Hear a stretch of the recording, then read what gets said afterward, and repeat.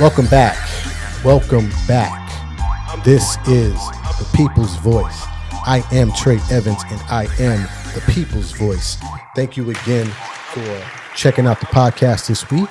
As always, it is greatly appreciated. As always, we thank everyone who has taken some time to listen to the podcast today.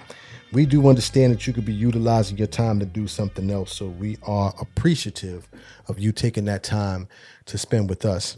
As always, if you feel that this information is valuable, you feel it's enlightening and worth sharing, we do ask that you subscribe to the podcast and turn on notifications. That way you'll be notified when each episode is released. We do put out a new episode each and every Friday, which is heard on all podcast platforms. And then we also put a video out on YouTube every Wednesday as well for those of you who would like to watch the podcast. But in any event, we say thank you and welcome to the People's Voice podcast. So today, I figured we do a PSA, if you will. Today, I want to get into the topic of scams, summer scams, summer vacation scams. Well, not just summer vacation scams, but summer scams, because this time of the year, this area of the season, we're probably midway through summer. But, many of us are on vacation. We let our guard down a little bit, and we may not be on as high of an alert that we typically are when it comes to, having to utilize our personal information when we're booking vacations and hotels and things of that nature. So today I want to talk about summer scams that occur, or scams that occur during the summer. So to get started, I kind of pulled some information. I went to the Better Business Bureau website just to start my search there. And on their site, they have a list of the 5 vacation scams to avoid. And so I want to start there just to kind of go through a couple of those that they have listed there, and then I'll talk about a few more and close out from there. So the first one that they have listed on their site, they have the booking, the vacation rental con or vacation rental scam. And in this scam, what occurs is that you may see a listing, whether it's on social media or it's just in your own search for vacation options, or you might receive a text or an email. And in the vacation rental con, what happens is that you will receive, or you will click on a link to a site that is advertising or posting a vacation rental. And typically this is a vacation rental like a home or a condo. And it's basically almost too good to be true, right? And now, of course, with Airbnb and other sites like that, you can, go right through the app to secure a vacation site, a vacation rental, but there are still many scams and also, many other links out there that you can secure vacation rentals through owners directly, or again, through word of mouth, things of that nature. But in that event, you want to be very careful, because what happens is, in the scam at least, what happens is that they'll post a picture of a vacation rental. The vacation rental may not be anywhere near where you think it is. The picture may be false, right? It may be just a false picture of some random house. But most importantly, what happens in these scams and how people get caught into these scams is that they offer, and I'm reading here from the BBB site, they offer low fees and then great amenities, right? So you're searching around and you're like, I checked this site and this app and I went here, and now all of a sudden here pops up this perfect vacation rental, and it's right in the budget that you were hoping for, and it has everything that you're looking for. You click on it, you book it, and then come to find out that it's a false advertisement or it's a scam.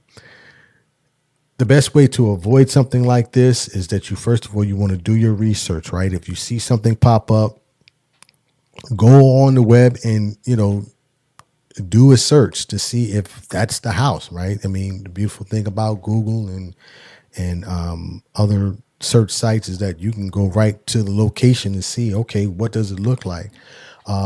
Also, if this is the case in terms of it's a home, a rental home that's not on a accredited website or app, you want to see if you can call the owner to talk to them by phone. And again, I'm reading here from the Better Business Bureau. You want to check public records, like I just said. You want to go through Street View on Google and also Bing Street View to see, where this house is located. If you can see the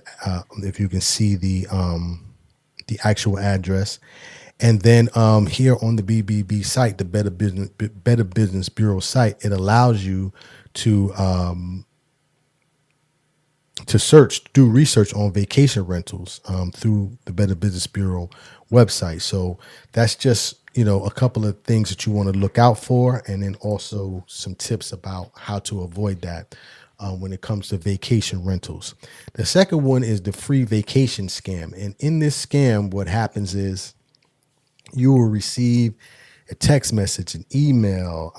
Somebody might call you. You might receive something in the mail saying it's a free vacation to anywhere you want to go to in the world. And listen, I have yet, 20 years of traveling, been on a free vacation. So, when you see something, and I'm hesitating because it's a sad state of affairs, the world that we're in, where you have to basically question everything, but you have to question everything because especially during the summer season, like I said in the beginning, because your defenses are down and you're just like happy to be able to go somewhere, and now you get this offer saying free vacation. Well, the free vacation comes, there are several things that could happen. Number one, you might click on that link. It asks you for your personal information, your credit card and things of that nature. And now there's no vacation and somebody has just compromised your information, and now they have it for sale and they can utilize it. And now they're using your credit card and things of that nature. The second part of that scam is that it's almost what they call a bait and switch, right? So you'll get this link. It might be a company that exists. I don't want to say it's legitimate, but it might be a company that exists. Free vacation. You sign up, you click on the link, you sign up, they ask you, we just need a credit card on file just to secure your vacation. And then once you click it, they send you the agreement. And then in the agreement, all of a sudden it starts to notate all of these add-on fees and transportation fees and port fees and taxes and tips and other charges. And now your free vacation is not only no longer free, but in many cases may be more expensive than it was if you just went through a credible company, or if you had booked it on yourself, or even went through a reputable travel agent. So just be aware of that. So the second one is the free vacation scam. The third one is similar. It's kind of what I was just talking about in terms of booking sites. You want to make sure that you're, going to a legitimate booking site. Here on the Better Business Bureau, they have what they call a BBB scam tracker, which can provide you reports of sites that have popped up that have been identified as a scam site. Also, you want to be diligent about making sure that not only is that booking site legitimate, but what information that they're asking from you. If you go to these booking sites and you book, and then all of a sudden someone calls you after you book and say, "Hey, we just want to verify your information. We know you just booked with us." That's another red flag, and you definitely want to be very cautious about that. And in that event, you should go ahead and call your financial institution, try to get your credit card or debit card frozen or canceled, and explain the situation, because that might be a scam. So that's another scam that comes up, third party booking sites. And then one more scam that I'll cover here is the hotel scam. And in this, the hotel scam is several different things that can happen just beyond the actual booking. If you go, especially if you're going to hotels that are, not as lavish, you're going to maybe motels or, roadside motels and hotels, things of that nature. You want to be careful about this. If you book into these locations and you get one of the scams that can happen while you're at the hotel is that you get a call in the middle of the night saying it's somebody from the front desk and they want to verify your information that you left on file, your credit card. Well, no hotel employee is going to call you in the middle of the night to ask you to verify your information. If anything, if there's an issue, they'll either ask you to come down to the front desk, or you'll get some type of contact from hotel management via email, which can be documented, requesting any personal information. The second one is Wi-Fi skimming, and this is a big one. Because you go into the hotel, you're trying to jump on Wi-Fi, you want to save on your data from your phone, you jump on a network that looks like it's associated with the hotel, but it's not. Be very careful when you click on those networks. Look thoroughly, make sure that information, because oftentimes a hotel will tell you what the Wi-Fi network is. But if it looks sketchy, like you'll see hotel, 1234, well, that's probably not the network for the hotel. So you want to be very careful, because what happens is you click on that network, it then takes you to a link. It then asks you for personal information to get the free Wi-Fi, and then all of a sudden your information has been compromised and it's out in the world. And then last but not least, when it comes to hotel scams, they have this fake hotel menu where you'll go to a hotel and there'll be a fake menu in the room. And what happens is they'll ask for you'll call, let's say, to have food delivery, and it'll be a fake restaurant. It won't be a real restaurant.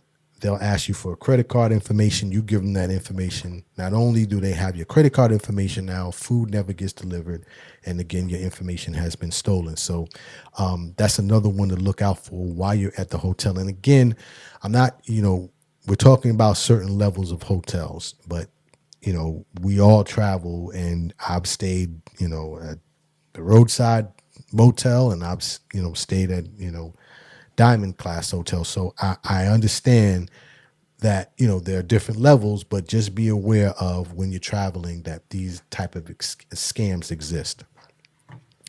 In terms of additional summer scams, I saw another one that I thought was kind of interesting. This one here is on idtheftcenter.org, and they talked about employment scams. And an employment scam, and this often happens during the summer. It says teachers, bus drivers, and students, residents, bus drivers for, I should say, college students, residents, and things of that nature often have spare time where they want to make some extra money, especially during the summer months. Well, what happens is that identity criminals look for people that are looking for flexible and easy work income options. And what often happens is they'll post these jobs and people will respond to these jobs, and they collect your personal information, right? Because you're thinking, oh, I'm trying to get this job. They're asking me for my social security number, my date of birth, things of that nature. And now you're being scammed. So in this piece here from the ID Theft Center, it says, here are some signs that's should ring the alarm. If the jobs that's posted has very high hourly rates for basically no work, so if it says $20 an hour, flexible work options, you need to raise your antennas a little bit to look into that. If it requires that you pay for the supplies or the training materials, you want to look into that. Any other requests up front before you even get the job, if it asks you for your social security number, date of birth for you to apply, you might want to definitely look at that and be concerned. And then last but not least, it says any online offers that contain misspellings, vague information, or links to click to software to download. That's another red flag, and you want to look out for that as well. So last but not least, there is this scam that I saw on from News 19 WLTX in Columbia, South Carolina. They talked about this scam, which is a toll scam, because they said this year is going to be a record amount of people who will be driving in terms of travel. Well, there's a scam that is targeting people who drive on the tolls. So I want to play that, and then I'll close out from here. So let me just, this is from WLTX in Columbia, South Carolina. Season. Well, we know the temperatures are not the only thing heating up. So are summer scams. So today we're on your side, helping you spot some of the most common cons that are popping up this season, because we want you to keep your money in your wallet. Now, first up, my friends, let's draw your attention to this right here. We're talking about fake toll charges.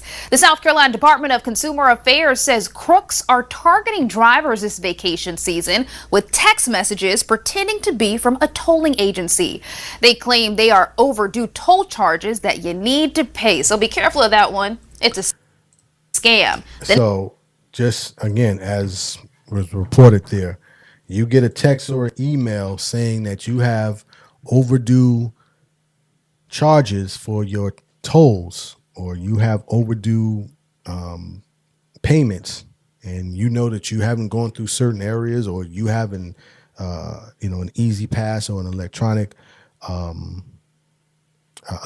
reader for that automatically deducts tolls from your account. Don't click on that link, and definitely do not provide any information, financial information, because that is a scam, and it is occurring, and it is out here. So I wanted to highlight that one as well. But that's my time for today. Like I said, I know it's travel season, and I wanted to get this information out to everyone, just so you can, again, raise your awareness, so you can be on point while you're traveling, and you can enjoy your vacation and not have to come home to an investigation to try to get your money back. So, but as always, if you want to leave a comment, you can reach me on any of the social media platforms. I'm at I am Trey Evans on all social media platforms. And then you can also reach us at the People's Voice Podcast on Instagram. But that is my time for today. As always, dreams are not just for sleeping. Please wake up and live your dreams. My name is Trey Evans, the People's Voice. Tell somebody about the dream. Salute.